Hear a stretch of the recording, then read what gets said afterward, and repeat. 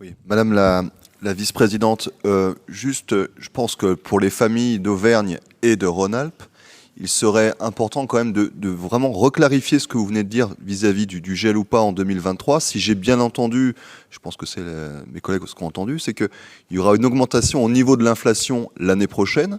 Alors l'inflation quand même, depuis 4 ou 5 mois, elle change de mois en mois. Un coup c'est 4%. Aujourd'hui, si vous lisez la PQR, c'est 12% pour la plupart des produits, donc de l'alimentation également. Donc sur quel niveau va être faite cette augmentation? Je pense que les familles ont besoin de savoir la facture qu'elles vont devoir payer. Pour en revenir sur l'amendement tarification sociale, qui est d'ailleurs dans la droite ligne de l'amendement précédent, nous voulons véritablement faire de la région Auvergne-Rhône-Alpes la première région de France en termes de défense du pouvoir d'achat. La restauration scolaire au sein de nos lycées est un service public vecteur d'inclusion sociale et de réduction des inégalités. Elle permet l'accès de tous les élèves à un repas complet et équilibré. Il faut quand même le rappeler. Cependant, elle a un coût qui peut se révéler important pour les familles modestes qui peuvent s'en retrouver exclues, alors qu'elles devraient en être les principales bénéficiaires.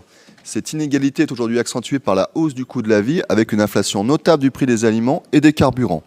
C'est pourquoi, dans une démarche de solidarité et d'action effective pour alléger le budget des plus modestes, nous souhaiterions qu'Auvergne-Rhône-Alpes applique dès cette année une tarification sociale et progressive dans ses cantines, comme le font déjà d'autres régions et d'autres collectivités de notre territoire.